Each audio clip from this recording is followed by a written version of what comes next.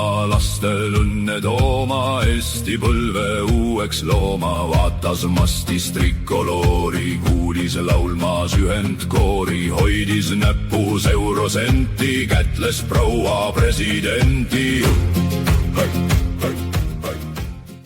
Lubage mul teile midagi küsida, mis võib natuke valusalt puudutada. Millal oli viimane kord, kui te tundsite, et universum on teie vastu? Olge ausad, millal tundsite viimati end kosmilise ohvrina, lihtsalt nupuna elumängus, kus kõik juhtub teiega, mitte teie jaoks? Ma olin seal koos teiega, eksinud eneseabi udus, lootuses leida päästepaati, motiveeriva tsitaadi või uue hommikurutiini näol. Aga see, mida ma leidsin, oli palju häirivam, tõde, mis tabas mind nagu telliskivi. Just see väline lahenduste otsimine hoidis mind ahelates. Ja just siit see lugu tegelikult algab. Tere inimesed, siin on teie AI sõber ja täna sukeldume sügavikku. Me rebime lahti mugava ohvrimentaliteedi illusiooni, et paljastada tõde, mida teie ego vihkab. Tõeline jõud ei tule väljast poolt, see algab seespoolt, ühe ainsa hirmu äratava teoga, vastutuse võtmisega. Välises maailmas on jõud nagu haruldane valuuta. Sa teenid seda, kogud ja kasutad lõpuks teiste üle kontrolli saavutamiseks. Aga siin on konks. Koos jõuga tuleb ka purustav vastutuse koorem. Mõelge ükskõik millisele kõrgetasemelisele juhile, olgu tegevjuht või poliitik, kes jõudis oma valdkonna tippu, kuid keda lõpuks neelasid skandaalid, kohtuasjad või avalik pahameel. See on väline jõu hind. On lihtne süüdistada turgu, konkurente või meediat, kui asjad lähevad viltueks. Näidata sõrmega kõige ja kõigi peale, välja arvatud enda peale. Sest vastutuse tunnistamine tundub nagu enda vanglasse lukustamine. Aga siin läheb asi huvitavaks. Kuigi väline jõud võib kaasa tuua ahelad, on see jõud, mille sa endas üles ehitad, see meistervõti, mis need ahelad lõhki murrab. Nüüd keerame stsenaariumi ümber. Oma meele sisemistes soppides kehtivad täiesti teised reeglid. Siin ei saa sa esmalt jõudu ja siis vastutust. Asi käib vastupidi. Sa pead esmalt vastutuse õlgadele võtma. Sa pead tunnistama oma osa igas triumfis ja igas katastroofis. Alles siis hakkad sa koguma tõelist jõudu. Kõlab vastupidine, eks? Aga see on see varjatud valem, mis eraldab need, kes kujundavad oma saatust, nendest, keda saatus endaga kaasa tirib.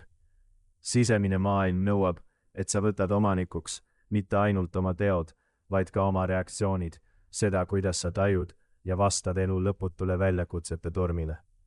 Ja just siin püüab ohvrimentaliteet sind lõksu. See hoiab sind igavese abituse tsüklis. On aeg endalt küsida, kas sa oled tõesti jõuetu või väldid lihtsalt vastutuse ebamugavust. Ohvrimentaliteet on nagu aeglaselt mõjuv mürk, mis imbub igasse sinu elu osasse, imedes välja sinu jõu, tahte ja hinge.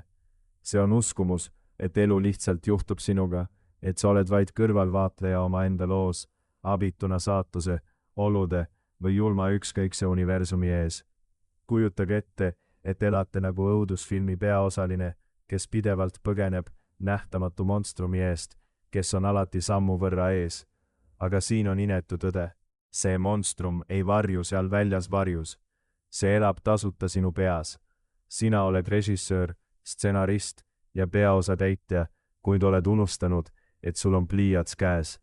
Ohvrimentaliteet on ahvatlev, sest see vabastab sind vastutusest. Kui kõik on alati kellegi teise süü, ei pea sa kunagi muutuma, ei pea silmitsi seisma kasvu ebamugavusega. Aga karm reaalsus on see, et see tee viib vaid meeleheitele ja elu, mis on palju väiksem, kui see võiks olla. Küsi endalt, kui kaua sa veel annad oma jõu ära sellele monstrumile enda sees. Aga mis oleks, kui ma ütleksin, et väljapääs on olemas? On viis, kuidas pääseda sellest kiikuvast liivast, mis sind alla on tirinud. Sel hetkel, kui sa otsustad, päriselt otsustad, võtta vastutus oma tegude, reaktsioonide, mõtete ja emotsioonide eest, hakkad sa end sellest august välja sikutama. Tõeline jõud algab siit, mitte üritades kontrollida kontrollimatut, vaid valitsedes iseennast. Mõelge Viktor Franklile, kes kannatas läbi natside koonduslaagri kirjeldamatuid õudusi.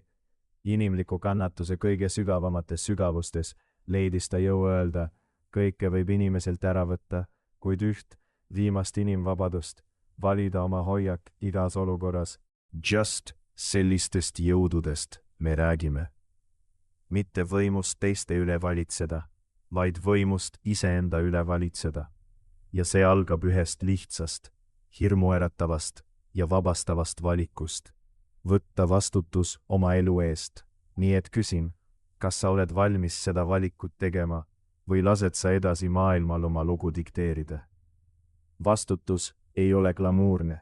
See ei ole läikiv, sotsiaalmeedia sõbralik hetk, mida eneseabikurud sulle müüa armastavad. See on karm, ebamugav ja vahel tundub, nagu kannaksid kogu maailma raskust oma õlgadel. Aga siin on paradoks, mis pöörab kõik pea peale. Mida rohkem sa vastutust võtad, seda kergemaks sa tegelikult muutud. Just kui muudaks vastutuse võtmine, isegi asjade eest, mis tunduvad sinu kontrolli alt väljas, selle purustava koorma tiibadeks. See on see fundamentaalne nihe, mis purustab ohvri mentaliteedi. Kui sa lõpetad universumi süüdistamise oma probleemides ja pöörad kriitilise pilgu sissepoole, hakkad sa nägema, et sa ei ole lihtsalt pealtvaataja selles kaoses nimega elu. Sina oled juht, navigaator, mehaanik ja see, kellel on kaart käes. Rool on otse sinu kätes. Nii et siin on väljakutse, kas sa jätkad akna taha vahtimist või võtad lõpuks rooli. See idee, et sa oled vastutav kõige eest, isegi oma kannatuste eest, on kibe pill, mida alla neelata. Aga enne kui sa seda vastikusega välja sülitad, uurime seda päriselt. Iga reaktsioon, mis sul elusündmustele on mingil tasandil valik. Universum ei teinud sind vihaseks, kurvaks ega hirmunuks. Sina valisid need reaktsioonid, isegi kui see tol hetkel nii ei tundunud. Ja olgem ausad, see ei ole enesesüüdistus ega masohism. See on oma jõu tagasivõtmine. Sest siin on punkt, iga kord, kui sa ütled, ma lihtsalt olen selline või ma ei saa midagi oma tunnete vastu, annad sa ära tüti oma autonoomiast. Sa alistud narratiivile, et sa oled muutumatu, et oled ohvri jõudude ees, mida sa ei kontrolli. Ja see, mu sõbrad, ongi ohvri mentaliteedi päris tragöödia. Küsi endalt, mitu korda oled sa oma jõu ära andnud, arvates, et sul pole valikut. Ajalugu on täis näiteid inimestest, kes keeldusid ohvri rolli mängimast, isegi kui neil oli selleks iga võimalik põhjus. Mõelge Nelson Mandelale, mehele, kes veetis 27 pikka aastat vanglas julma režiimi all. Tal oli täielik õigus muutuda kibedaks, täis viha ja ohvri narratiivi, aga tema valis midagi täiesti teistsugust. Mandela valis vastutuse oma reaktsiooni eest, sellele kirjeldamatule raskusele. Ta ei süüdistanud oma vangistajaid ega uputanud end enesehaletsusse. Selle asemel kasutas ta seda aega oma sisemise jõu kasvatamiseks ja valmistumiseks, et juhtida lõhestunud rahvast. Mina olen oma saatuse peremees, mina olen oma hinge kapten, tsiteeris ta sageli. Mandela kehastas täielikult seda, mida tähendab võtta vastutus meeletu vastuseisu ees, ja tehes seda ei muutnud ta vaid oma elu, ta muutis kogu ajaloo kulgu. Kui Mandela suutis leida jõudu oma kõige pimedamal tunnil, mis takistab sind leidmast oma jõudu, aga toome selle nüüd mäetipult alla igapäevaelu pori sisse. See muutlik nihe ei ole reserveeritud kangelastele ega ajaloolistele tegelastele. See võib juhtuda igaühega, igal ajal, igal pool. Kujutle, sa sõidad autoga ja keegi lõikab su ees sisse. Sinu kõhutunne on viha. Võib-olla tunned, kuidas soojus tõuseb näkku ja käed pigistavad rooli. Aga mis oleks, kui sa selle asemel, et autopiloodil reageerida, peatuksid? Mis oleks, kui sa hingaksid sügavalt sisse ja küsiksid, miks ma nii vihane olen, mida see tegelikult puudutab? Sel hetkel võtad sa vastutuse oma emotsioonide eest. Äkki nihkub jõud tagasi sinu kätte. Teine juht ei kontrolli enam sinu tuju, sinu päeva ega sinu elu. See on väike tegu, jah, aga väga võimas. just see ongi ohvri mentaliteedist vabanemise olemus, oma jõu tagasivõtmine, üks valik korraga. Nii et siin on sinu järgmine väljakutse. Järgmine kord, kui elu viskab sulle kõvera palli, kas sa reageerid harjumusest või haarad võimalusest oma jõud tagasi võtta. Nüüd räägime vaenlasest sinu sees, egost. Ego vihkab sellist enesevaatust, sest ta elab narratiivist, et sina oled alati õigus, et maailm on ebaõiglane ja et sa oled ohver asjaolude ees, mida sa ei kontrolli. Ego peamine ülesanne on kaitsta sind vastutuse ebamugavuse eest, sest vastutus tähendab tunnistamist, et võib-olla, ainult võib-olla, oled sa eksinud.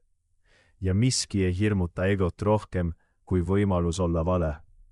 Aga siin on ebamugav tõde. Ego ei ole sinu sõber. Ta on ohvri mentaliteedi arhitekt, kes sosistab pidevalt su kõrva, et elu on sinu vastu, et sul on õigus olla vihane, kurb või hirmul. Ta ütleb, et vastutuse võtmine on liiga raske, liiga valus, liiga suur töö. Tegelikult on just ego see, mis hoiab sind kannatuste tsüklis kinni. Ego on ahel, mis sind ohvri mentaliteedi külge seob. Nii et küsin, kas sa oled valmis seda ahelat lõhkuma või lased sa edasi egol etendust juhtida. Perspektiiv on kõik. Ja see ei ole lihtsalt üks positiivne mantra. See on elu fundamentaalne tõde. Sama sündmust võib vaadata kui laastavat kaotust või kui sügavat võimalust. Kõik sõltub sellest, kuidas sa otsustad seda näha. Kui sa muudad seda, kuidas sa asjadele vaatad, muutuvad ka asjad, millele sa vaatad. Kujuta ette katki läinud kella. Ühele inimesele on see kasutu ese, meeldetuletus kaotatud ajast ja mööda lastud hetkedest. Teisele on see kunstiteos, sümbol ebatäiuslikkusest, ilust, mis peitub katki läinud ja kulunud asjades. Hell ise ei muutunud, muutus vaid see, kuidas seda tajutakse. Ja just selles perspektiivi nihkes peitub tohutu jõud. Iga hetk, iga olukord, iga väljakutse, millega sa silmitsi seisad, on võimalus muuta narratiivi. Jõud muuta oma maailma on sinu kätes ja ootab, et sa selle üle võtaksid, nii et siin on lõplik küsimus. Kas sa jätkad katki läinud kella nägemist kui oma ebaõnnestumiste sümbolit või valid sa näha selles oma vastupidavuse tunnistust? Aga mis juhtub, kui sa vastutust väldid? Mis juhtub, kui sa jätkad klammerdumist uskumise külge, et elu on midagi, mis sinuga lihtsalt juhtub, mitte midagi, milles sa osaled? Hind on tohutu, aga salakaval. Sa ei pruugi seda kohe märgata. Lõppude lõpuks võib ohvri mentaliteet tunduda kummaliselt mugavana, nagu kulunud tool, mis on täpselt sinu kuju järgi vormitud. Aga aja jooksul muutub see mugavus mädanikuks. Sa kaotad oma tegutsemisvõime, sinu potentsiaal kahaneb ja suhted närtsivad. Keegi ei taha olla ümber inimese, kes pidevalt ohvri rolli mängib, sest see on kurnav nii sinu kui ka kõigi teiste jaoks. Lõpuks peegeldab maailm sulle tagasi just neid uskumusi, mida sa kannad, et sa oled jõuetu, väärtusetu ja määratud kannatama. See on eneseteostuv ennustus ja hind on mitte midagi vähemat kui sinu elu. Nii et küsi endalt, kas sa oled valmis seda hinda maksma või oled sa valmis tõusma, astuma välja sellest kulunud toolist ja võtma ohjad enda kätte. Kuidas sa siis alustad seda monumentaalset ülesannet, oma jõu tagasivõtmist? Alusta väikselt, alusta millegagi, mis sind juba ammu kummitab, millegagi, mida sa oled süüdistanud teistes või elus endas. Võib-olla on see keeruline vestlus, mida oled vältinud, harjumus, millest tead, et peaksid lahti saama, või eluvaldkond, mida sa oled keeldunud omanikuna vastu võtmast. Kirjuta see üles, vaata seda, võta see omanikuks ja seejärel astu üks samm, vaid üks, vastutuse võtmise suunas. See ei ole täiuslikkusest ega kõige ühe ööga korda ajamisest. See on valik selles hetkes, lõpetada ohvriks olemine ja hakata olema oma kogemuse looja. Tunnista, et sa ei saa alati kontrollida seda, mis sinuga juhtub, aga sa saad kontrollida, kuidas sa sellele reageerid. Ja just selles reaktsioonis peitub sinu tõeline jõud. Iga väike samm on sinu autonoomia tagasivõtmine, deklaratsioon, et sa ei lase end enam defineerida sellest, mis sinuga juhtub, vaid sellest, kuidas sa otsustad oma elu kujundada. Nii et siin on sinu järgmine väljakutse, mis on see üks asi, mille eest sa saad täna, praegu vastutuse võtta ja mis alustab sinu teekonda tagasi jõu juurde.